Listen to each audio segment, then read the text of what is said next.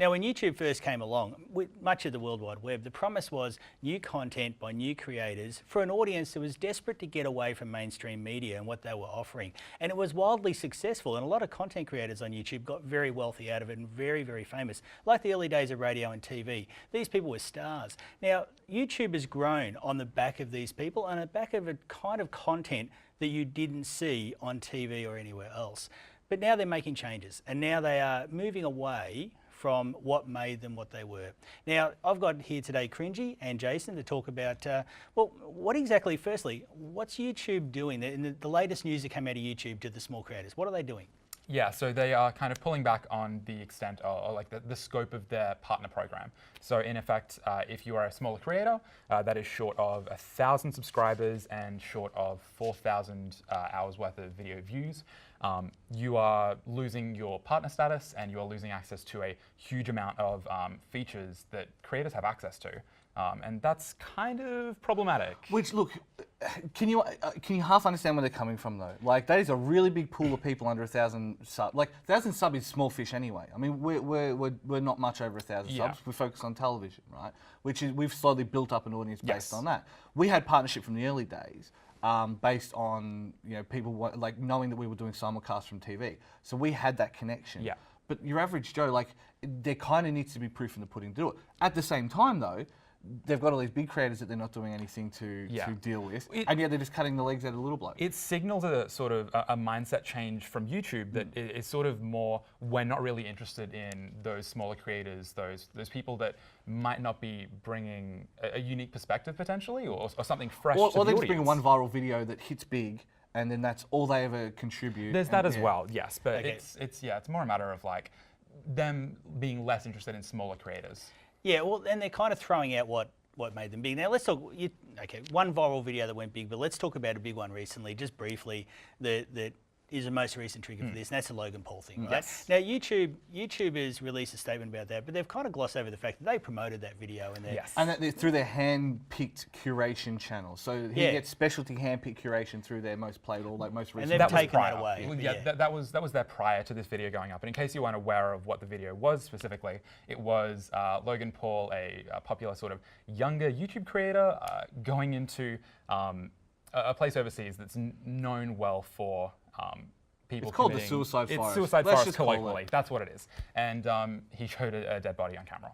Okay, well let's laughed. Let's point out that he laughed, and whether that's a nervous giggle or not, you still don't. And he's had time to go home and edit that, and still thought that the laugh was worth putting onto the thing. That's the absurdity of what we're talking about. There's something people didn't see though with that, and that's look. I've got 2 young kids, and they're always on YouTube. They never watch TV, and that's the generation coming through now. But they were showing me way before this, and it's been going since about 2012. There's a genre on YouTube, and you can search for "I found a dead body." There are a lot of videos of people, and most look fake, obviously, of finding a dead body. So that was a thing, and it was just this one's been found out. Is it a little bit like PewDiePie last year, where he was being pretty obnoxious for a very long time, and suddenly it became an issue? Are these things triggers for going down a road of saying, okay, we're going into demonetization, we want to clean this place up, whether that's right or wrong, we'll get to that in a moment. Are these triggers to say, okay, we're just going to clamp down a little bit? And it's more a matter of YouTube trying to make sure that it's positive PR, right? Like if they're seen as sort of encouraging this really negative behavior from creators, whether that's in the form of racial slurs or glorifying mental illness, they don't want to be seen as sort of building that up. Let's be real, money talks. Like, they'll turn around and say, hey, we've got this video, this creator, he makes these videos, he's just done this one, and then advertising clients will go, well, hang on, we don't want our brand associated with X. And it's the same old TV argument, except in the TV world, you've got producers and you've got plenty of people who are You've got that buffer. Yeah, absolutely, yeah. And we don't have that on YouTube. They've kept the free-for-all, free love spirit, but then they've let go of the kind of the social responsibility side. Yeah, absolutely. Okay, well, let's talk advertisers. Now, advertisers are corporates. Corporates hate risk. That's their number one thing. They try and avoid risk as much as possible. And most of the time, corporates don't like to be involved in controversy if they can help it. There's some edgy social media you'll see from corporates occasionally, but generally they don't like to do it. Now, there's some misconceptions, I believe, about advertising on the internet generally. They talk pay per click, but they're not really. If you have an ad that plays during a video, you get charged for the amount of time that people watch that, and if they cut it short, you get charged for the full amount. So you pay per impressions, and they might be per million impressions, but they're still pretty big. So you don't just pay on a YouTube video per click. So no doubt advertisers have gone to them and saying, we're really not getting value out of this.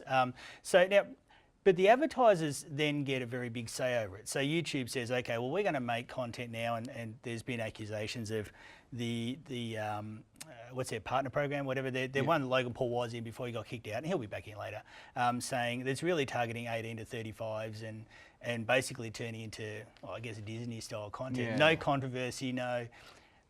But the sort of whitelist. Yeah, just the stuff that nobody's going to get upset about. Yeah.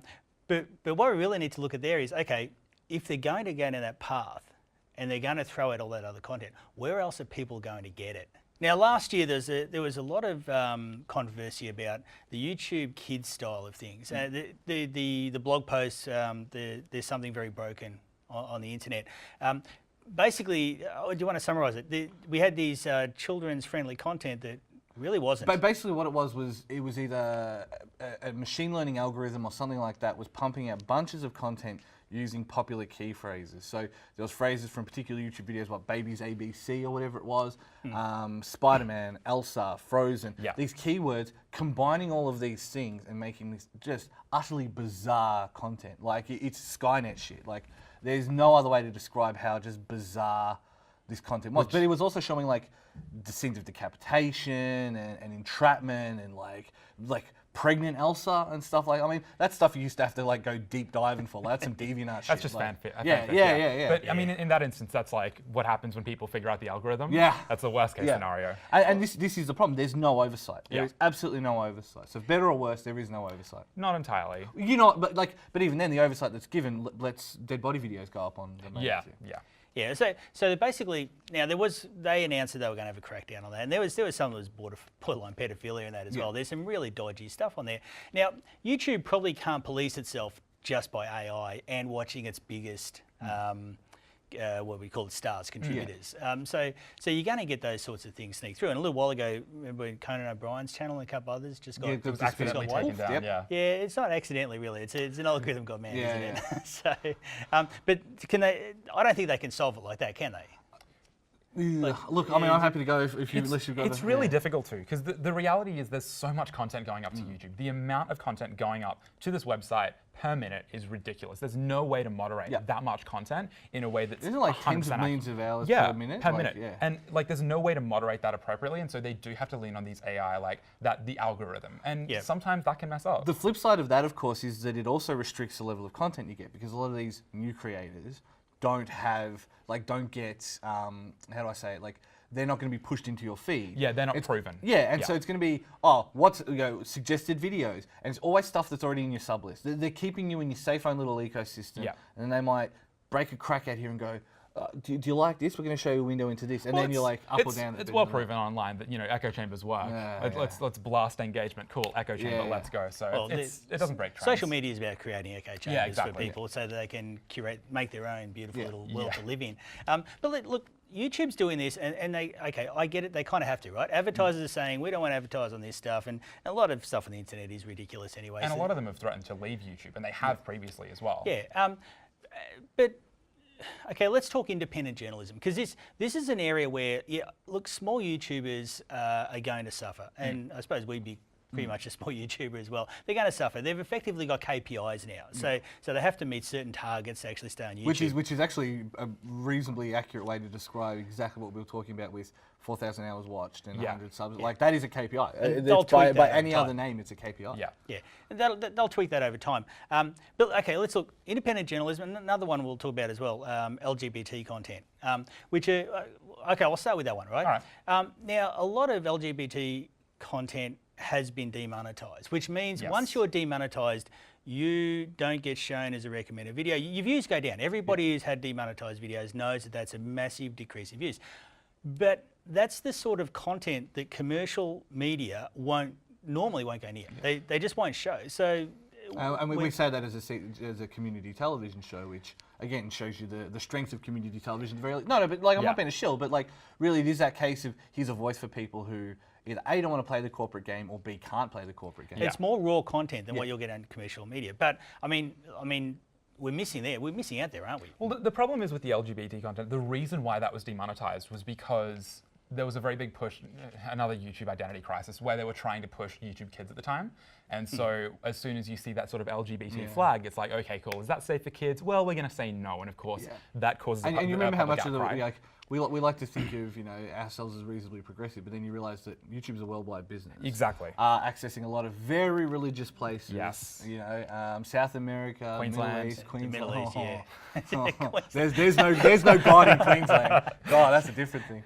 Anyway, sorry. Yeah. So by doing that advertiser friendly and sort of demonetizing, they're taking off content that wouldn't you consider that being very valuable, very almost important to have for communities, for part of the community that they're not going to get elsewhere? And at the moment, there's no real. There's another place for. No, I mean, as far as LGBT content goes, within the context of Melbourne specifically, there's Joy 949, the community radio station. As far as online creators, there are people on platforms like Instagram and Facebook and Twitter and YouTube. Tumblr, lol. And Tumblr, of course. Where else are they going to go? But the reality is, for people to sort of essentially live off this content, for that to be their day job, there are less and less opportunities for that as time goes on. And that, in effect, creates a media landscape where that content is not as prominent as it might should be. But in that the diversity argument, we say we need more women in key acting roles and we need more women in business and that, because then the younger ones coming through see that and then they can idolise them or whatever and aspire to be that. We're taking that away though from that community, even just aren't a community place where community forum that people can speak. Again, C31 using an example. How many LGBT gay shows have been on C31? Yeah. For years we were followed by Ben TV. Even on the old Level 3 days. So there's always been that avenue for people to have that content, but it just doesn't, because it's not advertiser friendly, because they're going to talk about things that people might find a bit icky. Get a little bit get a bit weird about, and B, because it's about engaging with community. It doesn't have those kind of focus things in mind. It's not like here's Gay Watch brought to you by Hungry Jacks or something. You know what I mean? And I mean, again, as far as return on investment goes, people aren't going to invest if they don't see that there's enough demand. And as far as the LGBT community, it's not as big as everyone that isn't part of that community. And so it's difficult to. It's also true for like overseas communities, Indigenous communities, all that kind of stuff. There's no place for them on YouTube. That's why NITV exists. You know what I mean? That's why SBS originally existed, and then going into the new media landscape, everyone's a caricature of their particular culture. It's how it's become. Anyway. So we missed out. I was going to move on to independent journalism. Another thing I think we missed. On YouTube? Anywhere, actually. Now, look, it's no surprise mainstream media has changed a lot. In the time I've been alive, I remember when I was young, what you'd see on 60 Minutes or Current Affair was very different to what you'd see now. And it's been a very slow death and painful to watch. 60 Minutes is the worst. But YouTube still has some independent journalism. And we're making, I do wonder if we're making decisions on a platform that's viewed worldwide, because you mentioned that earlier, that is a worldwide platform, based on effectively Western first world problems. I'm a little bit offended by this, therefore it shouldn't be shown to anybody. Yet you've got independent journalism. I'll give you an example. There was recently some videos of some abuse by a Middle Eastern government that you would consider newsworthy. Didn't appear in mainstream media because there's other issues there to do with them exposing governments that they actually like. But those videos got demonetized. That disincentivises those journalists that are out there doing that hard work in very difficult places because they can't make a living off it. Means we don't get that because YouTube doesn't want to take a risk on it. So they don't really then. I mean, you talk about the LGBT stuff. They have other outlets. Does independent journalism have any other outlet in this current world? Name me an independent journalist, quote unquote, that's not a pundit. Name me one. Even Young Turks, who I find to be probably one of the better ones. Why? He's still a pundit. He's still a pundit. What? Why? What? Why does that matter? Because instantly, if you're pretending that these pundits are there to push a narrative, You're kidding yourself. Like 9 times. Okay. But are you saying that pundits are less valid within the media landscape? That 100%. They don't. 100%. Like, why did we didn't pay attention to Darren Hinch when he came up for that exact reason? Because you knew where he was coming from. You knew he was pushing something. Okay. Yeah. You're talking about this footage from the Middle East that shows off a particular thing, right? So you've I got didn't that. mention anybody who. No, just it's to be fine. clear. Let's assume that it's somewhere, right? So, it is there, so it's going to be on YouTube. Do you know what's going to be on YouTube under? Haha, we knew it all the time. These Muslims are like this. Bang. That's the problem. You can't trust independent journalism on YouTube. Well, 100%. It does make it difficult to have actual discussions about problems honestly, and that when people do that, and yes, that happens all the time. Because they're chasing the money, and that's what I mean. Like that is the difference between a community television and a broadcast media. Broadcast media is just an organised mafia version of what YouTube does, right? Community television doesn't do that. Like you can push your stories a little bit easier because you're not chasing that dollar. Let's go. The exception I would say is so people that are producing content, and this is like beyond the scope of just independent journalism. People that are producing content that is view agnostic. So people that are producing content for YouTube but are supported by Patreon, for example. But even then, you're still attracting a certain type of person. There's always going to be bias. Of course. No, I'm not saying about bias, but you understand what I mean. Like YouTube is far more easy to weaponize than mainstream media. Mainstream media has done a much better job of hiding that. But at the same time, they lost the trust. YouTube picked up the trust and then said, no, we're just going to do the same thing Channel 7 does. Yeah, well, mainstream media happily took us to a couple of wars in my lifetime. Yeah. And they lied their asses off to do it. So there goes our monetization. Anyway, let's not get political. Let's wrap. Let's do it. But it's saying that, look, surely there still is a place for you, independent, even if it's one starting out and trying to cut their teeth. And as you know, jobs in media are hard, and they are very hard for an outsider to break into, and they're very hard to succeed in because they're very cliquey, right? So if you're an independent and you want to sort of, yes, you may have a cause or something you want to push, and I believe that's up to the public to be properly educated and sensible about interpreting.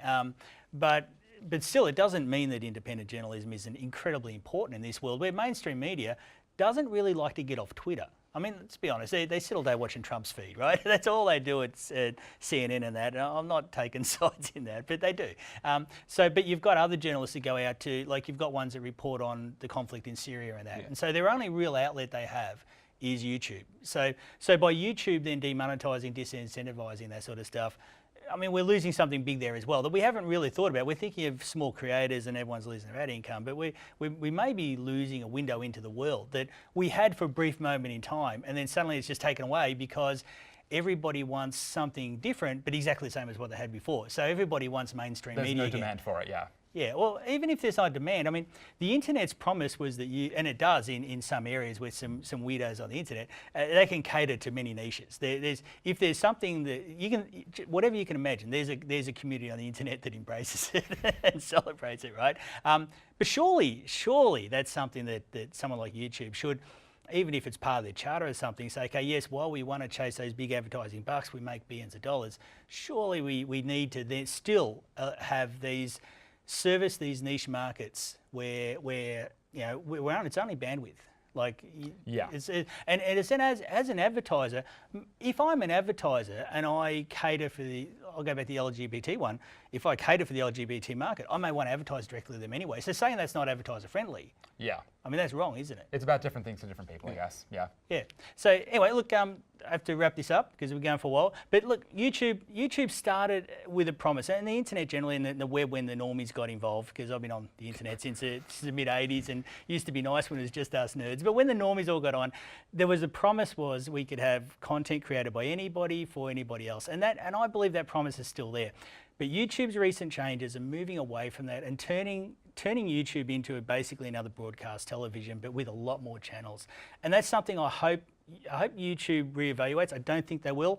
I don't know if there's space for a competitor to come along, but I think we are losing something with what YouTube's doing, more than just what we think, more than just what we, as far as, you know, some people's ranting at opening unboxing stuff and that. We're losing content for niche markets that really do deserve to be serviced in this world at the moment. And I hope YouTube changes, and I hope at some point there is some sort of alternative for those people to get their message out there.